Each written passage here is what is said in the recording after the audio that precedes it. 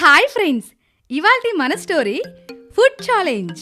కృష్ణాపురం అనే గ్రామంలో రాము అలాగే సోము అనే ఇద్దరు స్నేహితులుండేవారు. వారిద్దరూ బాగా చదువుకున్నారు, తెలివైన వారు కూడా. కానీ సరైన ఉద్యోగం దొరక్క ఖాళీగా తిరుగుతూ ఉండేవారు. వాళ్ళిద్దరూ కలిసి ఒక హోటల్లో భోజనం చేస్తూ ఉండేవాళ్ళు. కానీ ఆ హోటల్ యజమానికి ఆ హోటల్లో చేసే పని వాళ్ళంటే కొంచెం కూడా జాలి, దయ, కరుణా, మానవత్వం అస్సలుండేవి కాదు. వాళ్ళకి సరిగ్గా భోజనం పెట్టకుండా గొడ్డు చాకిరి చేయించుకునేవాడు. ఇది గమనించిన రాము, సోము ఎన్నోసార్లు ఆ హోటల్ యజమాన్ని వారించేవారు. అయినా గాని ఆ హోటల్ యజమానికి ఇదేమీ పట్టేది కాదు. అప్పుడు రాము ఇలా అంటాడు, ఏమయ్యా, ఇంత హోటల్ నడుపుతున్నావు కదా, ఈ పనికుర్రాడు బాగా అమాయకుడు. వీడితో రోజు పని చేయించుకుంటున్నావు కదా, వీడికి వేళకి సరిగ్గా భోజనం పెట్టొచ్చు కదా. అలా మిగిలిన ఆహార పదార్థాలు పడేసే బదులు వీడికి ఇవ్వచ్చు కదా. మీరలా వాడిని వెనకేసుకు రాకండి. వాడికి నేను ఎక్కువ తిండి పెట్టను, ఎందుకంటే వాడు బాగా బలిసి ఏ పని చెయ్యడు. అయినా నా హోటల్ సంగతి మీకెందుకు? అవును, మాకెందుకు? అయినా ఏదో మానవత్వంతో అడుగుతున్నామంతే, మీరేం మనసులో పెట్టుకోకండి. మీకు ఉద్యోగాలు లేవు, సద్యోగాలు లేవు, మీకెందుకయ్యా మా హోటల్ గోల? ముందు మీ పని మీరు చూసుకోండి, వీళ్ళ విషయం మీకెందుకు? ముందు మీరు ఉద్యోగం సంపాదించి అప్పుడు మాట్లాడండి. చాలే ఆపు నీ అధిక ప్రసంగం. మా ఉద్యోగాలు మేము ఎలా సంపాదించుకోవాలో మాకు తెలుసు. నీ ఉచిత సలహాలు మాకేవీ అవసరం లేదులే. చూసారా, ఉన్నమాట అంటే ఉలిక్కి పడుతున్నారు. అలాగే ఉంటుంది. మీ విషయం మాట్లాడితే మీకు అంత కోపం వస్తుంది, నా విషయం మాట్లాడితే నాకు కోపం రాదా? రాము, సోము ఆ హోటల్ యజమానికి ఎలా అయినా సరే బుద్ధి చెప్పాలనుకుంటారు. తెలివిగా ఆలోచించి ఒక ఫుడ్ ఛాలెంజ్ ఆలోచన చేస్తారు. ఒరే సోము, మనిద్దరం ఈ హోటల్లో ఫుడ్ ఎవరు ఎక్కువ తింటారో పందెం వేసుకుందాం. ఇద్దరిలో ఎవరు ఓడినా మన హోటల్ యజమాని గారి దగ్గర ఒక రోజంతా పనిచేయాలి, సరేనా? సరేరా, ఈ పందానికి నేను ఒప్పుకుంటున్నాను. హలో హోటల్ యజమాని గారు, మా ఫుడ్ ఛాలెంజ్కి మీరు న్యాయ నిర్ణేతగా ఉండాలి, సరేనా? సరే బాబు, మీ ఇష్టం. ఎంత ఫుడ్ తింటారో తినండి, డబ్బులు మాత్రం కట్టి వెళ్ళండి. సార్, మీ డబ్బులు ఎక్కడికి పోతాయి సార్, చెప్పండి. అని వారిద్దరూ చెప్పగానే హోటల్ యజమాని మనసులో ఇలా అనుకుంటాడు, అమాయకపు వెధవలు, వీళ్ళిద్దరూ ఛాలెంజ్ చేసుకుని నాకు లాభం చేస్తున్నారన్నమాట. ఎవరి పిచ్చి వాళ్ళది. మళ్ళీ ఓడిపోయిన వాళ్ళు నా హోటల్లోనే ఒక రోజు పని చెయ్యాలి. ఆహా, ఈ పందెం భలే బాగుంది. ఈ విధంగా కూడా నాకు లాభం కలిసొస్తుంది. డబ్బుకు డబ్బు, ఎంజాయ్కి ఎంజాయ్. చాలా బాగుంది. అలా రాము, సోము హోటల్లో అన్ని తినుబండారాలు, ఆహార పదార్థాలు తమ ముందు పెట్టుకొని తినడం ప్రారంభించారు. వారు అలా చాలాసేపు తిని తిని ఇక తినలేక ఒకరిని ఒకరు తిట్టుకోవడం ప్రారంభించారు. ఒరేయ్ అంట్ల మొహం వెదవా, నేనే గెలిచాను రా. ఒరే తిండిపోతు దయ్యం, నేను గెలిచానురా. నువ్వు తిన్నది గోరంతా, నేను తిన్నది కొండంతరా. ఒరేయ్ పిచ్చి వెదవా, నీకంటే నేనే ఎక్కువ తిన్నానురా. నీ కళ్ళు మూసుకుపోయారా రేయ్, నేనే గెలిచాను చూడు. అయ్యా, ఎవరో ఒకరు గెలిచారు గాని నా డబ్బులు ఇవ్వండి స్వామి. ఏం డబ్బులు నాయనా? నీ హోటల్లో మిగులు సొగులు తిని నా కడుపు భారెడైంది. ఇప్పుడు నేను దీన్ని కక్కేస్తే నువ్వే తీసుకో. నీ దిక్కుమాలిన ఫుడ్ నాకెందుకురా బాబు? మావాడేదో పిచ్చి పందెం కాస్తే సరే అన్నాను, అంతే. సర్లేండి, మీ బిల్ నేను చెల్లిస్తాను కదా. అంటే నేను పిచ్చివన్నారా? రాస్కెల్, నేనే చెల్లిస్తాను. అరే నేను చెల్లిస్తాను, నువ్వెవడేవురా బిల్లు కట్టడానికైనా? నేనెవరినంటావా? అసలు నిన్ను ఈ హోటల్కి తీసుకొచ్చిందే నేనురా. బాబు, ఎవరో ఒకరు బిల్లు ఇవ్వండి బాబు, మీకు పుణ్యం ఉంటుంది కదా. అయితే సరేలేరా సోము, నువ్వంతగా బాధపడుతున్నావు కాబట్టి నువ్వే బిల్లు కట్టేసాయి. నాకేం పట్టింది? నువ్వే బిల్లు పే చేయి. నా దగ్గర అసలు డబ్బులే లేవు. తెరగా తిని బిల్లు కట్టమంటే నేనెందుకు కట్టాలి? మరి ఇంతకు ముందే కదరా బిల్ పే చేస్తానన్నావు, ఇప్పుడేమో నీ ఇష్టం వచ్చినట్లు వాగుతున్నావు. నీకేమైనా మతిపోయిందా లేక పిచ్చెక్కిందా? ఏంట్రా వాగుతున్నావు? నీ ఇష్టం వచ్చినట్లు నువ్వు వాగుతున్నావు, నన్నంటావా? అని రాము, సోము బాగా కొట్టుకోవడం ప్రారంభించారు. ఈ గొడవలో ఇద్దరూ కలిసి ఆ హోటల్ యజమాని మీద పడడంతో అతను ఒక్కసారిగా చచ్చాన్ రో దేవుడా అని అరవడంతో ఇద్దరూ కలిసి అక్కడ ఉన్న సామానులు ఒకరి మీద ఒకరు విసురుకుంటూ ఆ హోటల్ని ఒక రణరంగంగా మార్చడంతో హోటల్ యజమాని ఇలా అంటాడు, సార్, మీరిద్దరు కొట్టుకోకండి సార్. మీరు అసలు బిల్ పే చేయొద్దు సార్. నా హోటల్ నుంచి మీరు వెళ్ళిపోతే చాలు సార్. మీ కాళ్ళు పట్టుకుంటాను, మీకు దండం పెడతాను సార్. నన్ను నా హోటల్ని వదిలి వెళ్ళిపోండి సార్, ప్లీజ్ సార్, ప్లీజ్. సరేరా, ఈయన ఎంతగా బాధపడుతుంటే మనం ఎందుకు ఇక్కడ ఉండాలి, వెళ్ళిపోదాం పదా. సరే, నీ ఇష్టం రా రాము, వెళ్దాం పదా. అని ఆ ఇద్దరు అక్కడి నుంచి వెళ్ళిపోతారు. కథ మొత్తం సుఖాంతం అవుతుంది.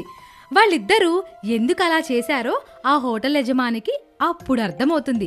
ఆ తర్వాత నుంచి పని వాళ్ళని జాగ్రత్తగా చూసుకోవడం మొదలు పెడతాడు హోటల్ యజమాని. ఈ స్టోరీ మీకు నచ్చినట్లయితే లైక్ చేయండి, కామెంట్ చేయండి. ఇలాంటి మరెన్నో ఇంట్రెస్టింగ్ స్టోరీస్ కోసం మా ఛానల్ని సబ్స్క్రైబ్ చేసుకోండి. Thank you for watching. Deodorant. Palasa అనే ఊర్లో ప్రతాప్ అనే యువకుడు ఉంటాడు. అతనికి చెమట ఎక్కువగా పడుతుంది. తన మిత్రునితో ఇలా అంటాడు. అరే ప్రవీణ్, రోజుకి ఎన్నిసార్లు స్నానం చేసినా ఈ చెమట తగ్గట్లేదురా. అదేం పెద్ద సమస్య కాదు కదరా, దానికి ఎందుకు పరేషాన్ అవుతావు నువ్వు? చెమట పడే చిరాకుతో పాటు కొంచెం బ్యాడ్ స్మెల్ కూడా బాగా వస్తుందిరా.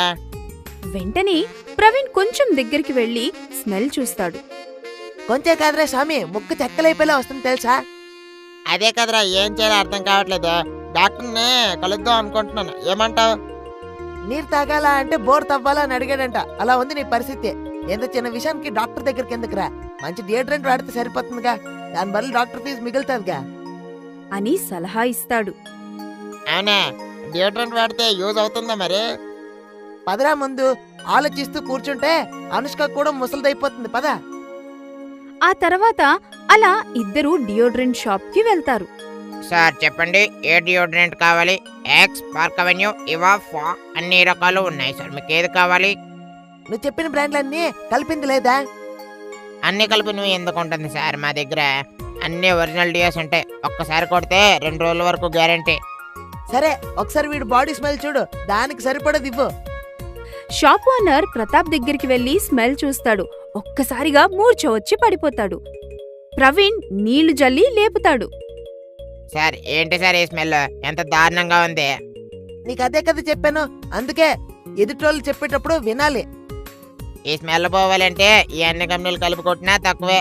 కొన్ని ట్రై చేస్తాను, కొంచెం ఎక్కువ ఖర్చు అవుతుంది. ముందు చెయ్యి, శాంపిల్ నచ్చితే కొంటాం అప్పుడు. మొత్తం షాప్ లో ఉన్న డియోడ్రెంట్స్ అన్నిటినీ కలిపి ఒక కొత్త డియో తయారు చేసి ఇస్తాడు. ఎందుకంటే ఆల్ మిక్చర్ డియోడ్రెంట్ ఇది.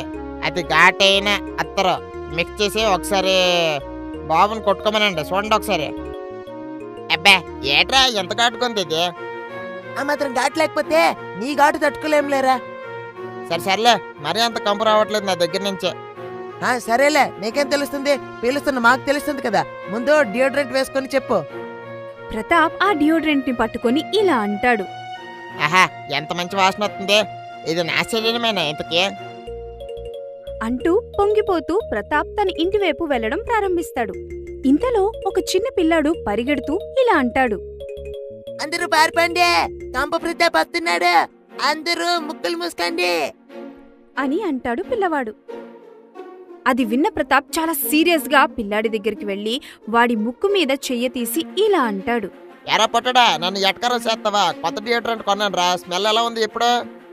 అబ్బా, బురదలో పందే వరదలో కొట్టుకుపోయినట్టు ఎలా అన్నా ఇంత మార్పు? అంటే ఈ కొత్త డియోడ్రెంట్ మేమే. నీకు కావాలా? కేవలం 100 రూపాయలే.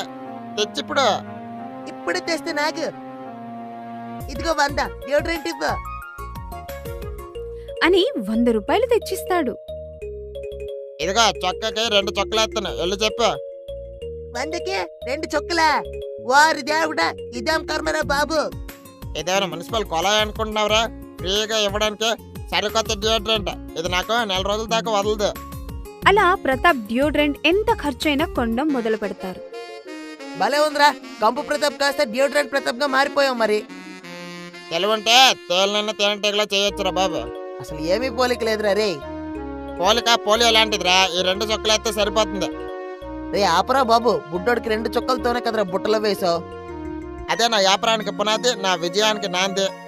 బాబు, నీ ప్రాసకి పరిస్థితులకి అస్సలు సింక్ అవ్వట్లేదురా. పెరిగే మొక్కను చూసి కుక్క మురిగినట్టు ఎదిగే నన్ను చూసి అందరూ నీలాగే అనుకుంటున్నారా రే. ఇక ఏం మాట్లాడకుండా ప్రవీణ్ అక్కడి నుండి వెళ్లిపోతాడు. ఇంతలో డియోడ్రెంట్ షాప్ వాడు ఇలా అనుకుంటాడు. నేను కనిపెట్టింది వీడు ఉపయోగించుకొని సంపాదించుకుంటున్నాడా, వీడికి తగిన బుద్ధి చెప్పాలి. ఏడు బాబాయ్, నాకు సెంటర్ రెడీ అయ్యా మరి? రారా, నీకోసమే చూస్తున్నా. బాబాయ్ బాబాయ్ అని గోప మీద కొట్టావు కదరా, చెప్తా నీ పని అని మనసులోనే అనుకొని ఇలా అంటాడు.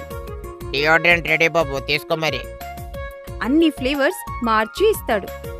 రెండి బాబు రండి, ఆలోచించిన రేటు పెరుగును, స్టాక్ అయిపోవచ్చింది, కొనుక్కోండి, రండి, త్వరగా రండి.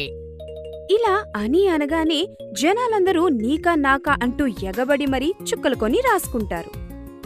అరే బాబు, ఇదేం కంపెనీ నాయనా? నీ పాత కంపెనీ మా అందరికి అంటించావు కదరా దరిద్రుడా. ఇక అందరూ ఒక్కసారిగా వాసనకి తట్టుకోలేక ముక్కులు మూసుకోలేక తెగ ఇబ్బంది పడతారు. అయ్యో, ఏదో తేడా జరిగినట్టుందే, ఇది ఎలా జరిగిందో తెలుసుకుంటాను. కానీ జనాలందరూ అస్సలు వినిపించుకోరు. ఒక్కసారిగా ప్రతాప్ మీద పడి అందరూ కలిపి కొడతారు. దీన్ని బట్టి మీకు అర్థమైంది ఏంటి? ఎప్పుడు కూడా పక్కన వాళ్ళ కష్టాన్ని ఉపయోగించుకొని డబ్బులు సంపాదించాలని ఆలోచించకూడదు. మన కష్టం మనం పడాలి.